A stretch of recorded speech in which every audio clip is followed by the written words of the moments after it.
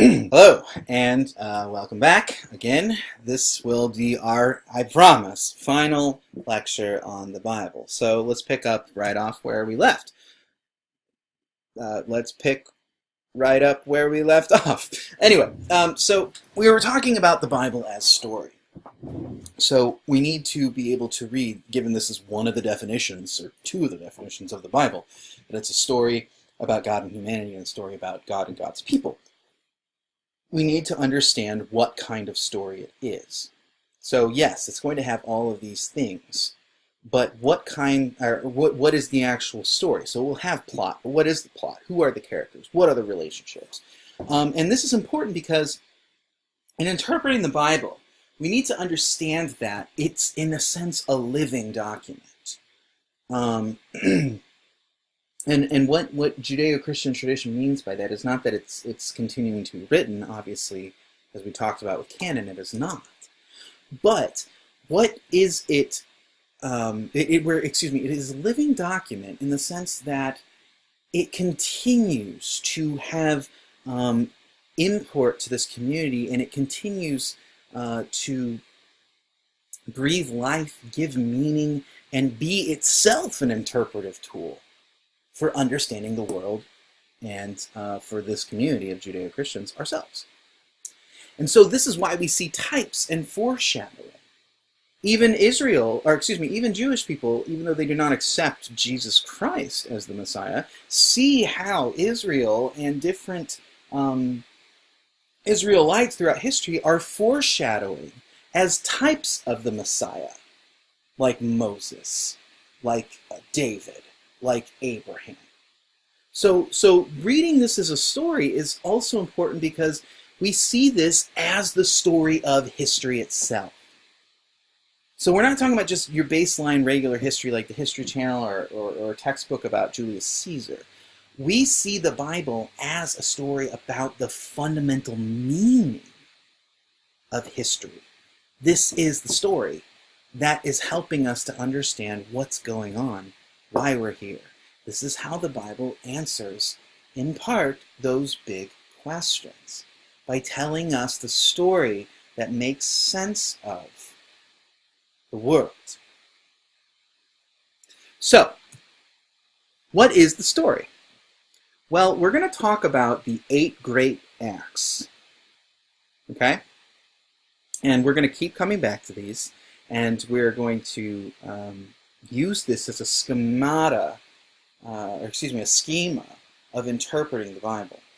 So there are 8 moments that are of crucial importance for the Christian understanding of its scriptures. First is creation itself, which we're going to talk about in a moment, that the world is created. And it's created by a benevolent creator who wants to have a relationship with creation.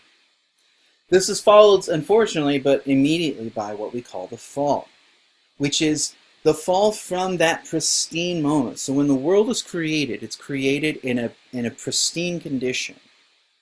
It is perfect in the sense that there's nothing wrong with it. It's not perfect in the sense that it's complete. There is still more that God was going to do, and the fall kind of interrupted that. We'll suss that out. But it was perfect in the sense that everything was as it was supposed to be, and on track to becoming what it was supposed to become. The fall, which is human sinning, interrupts that. And so breaks the pristine and basic goodness of creation. It distorts it.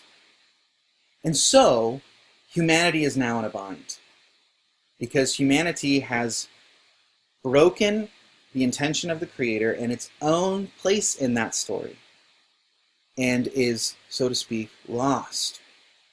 And this is when God breaks into history to start to fix the fall, what we're going to call God's solution.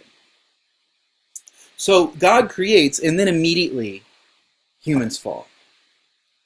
Now God could just let it go, but that's not in God's nature. God is good. God won't leave us to destruction. So God begins a plan, which is itself worked out in a plot, a story, of saving humanity from their fall. And that begins with the calling of Abraham. And you could, if you're taking notes or whatever, you can write under there covenant, right? And this covenant is when God comes to Abraham and says, I'm going to choose you, and through you, I'm going to save the world. And then they fall into slavery, which leads to the Exodus. Now, these next three are one.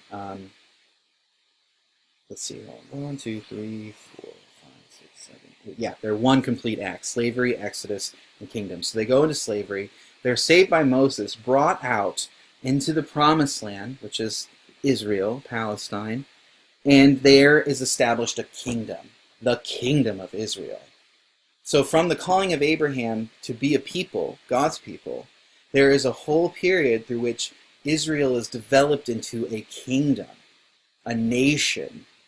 But the problem is this nation won't follow the law and do as it's told, by God, that is, and thus complete this special role that they have for bringing about salvation into the world. And so they are conquered, and then begins a period of what is called the exile. And this is the period where Israel, it's not its own nation anymore. It's not its own kingdom. It has been overcome by Gentiles and is waiting for God to save them and restore them to their former glory.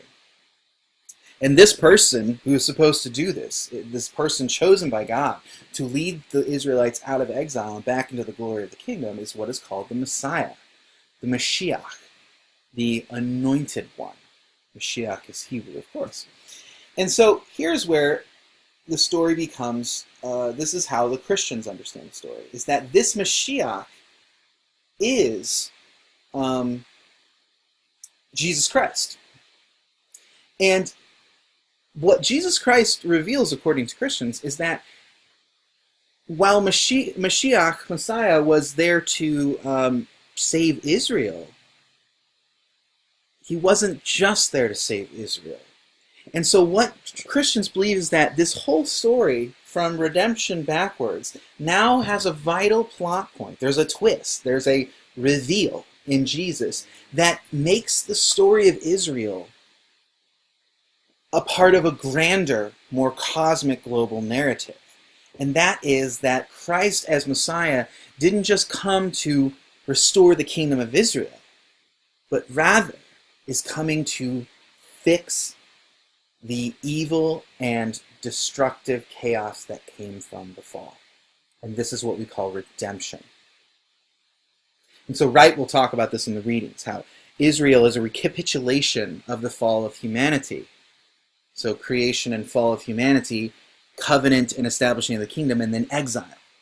And so Messiah comes back, redeems, reestablishes the kingdom in the mode of the church, and then brings them through history to its completion, its culmination, which we call new creation or restoration.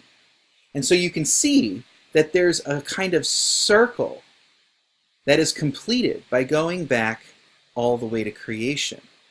What is being restored? Well, what was originally intended. The creation itself is being restored. And these, so you can see now, there is a recapitulative act that works backwards. So creation to fall, covenant and kingdom to exile. Exile is redeemed, and through that, the kingdom is reestablished, and that should lead, so say the Christians, to the restoration of creation from the fall.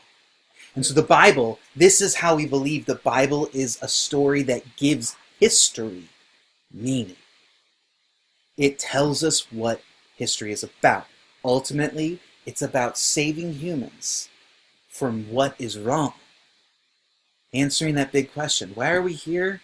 To be a part of a beautiful creation. Who are we? We are meant as rational beings to be in a relationship with God. What's wrong? We fell, and that broke our relationship with God. What do? Well, we have to act according to the reestablishment, which is leading to the restoration when God brings us back to the new creation. That's what Christians believe the story of the Bible is. And this is the key and most important thing about the Bible. The Bible is not, for the Judeo-Christian tradition, a manual. You hear people talk about, when I want to understand the world, I look at the owner's manual. No, creation, humanity, is not a lawnmower. And the Bible is not the owner's manual. The Bible is not a textbook. It's not a textbook of science. It's not a textbook of history. It's not a moral handbook. Okay? There are morals in the Bible, but the Bible is not the kind of document that says, do this, don't do this. The law kind of does that, but as we're going to talk about, the law isn't simply a moral reality. It's a reality specific to the calling of Israel. The Bible is not systematic theology. That is not to say systematic theology is bad. I'm a theologian. I do systematic theology. But that's not what the Bible is. At the end of the day, fundamentally, the Bible is a story. It's a story. It's a very complex historical story. There are many authors. There's many voices. It's big. It's written over the period of thousands of years. But it is a story that supposedly records the communication between the author of the universe and humanity. And that is how Christians understand the Bible. That's its fundamental meaning and its fundamental purpose, to tell the story of God's covenant with the world to save it. And so, in order to understand that story better, we're going to actually read through it. So then, I guess, join me next time as we get into the creation, and as it is told in Genesis 1 through 2. Take care.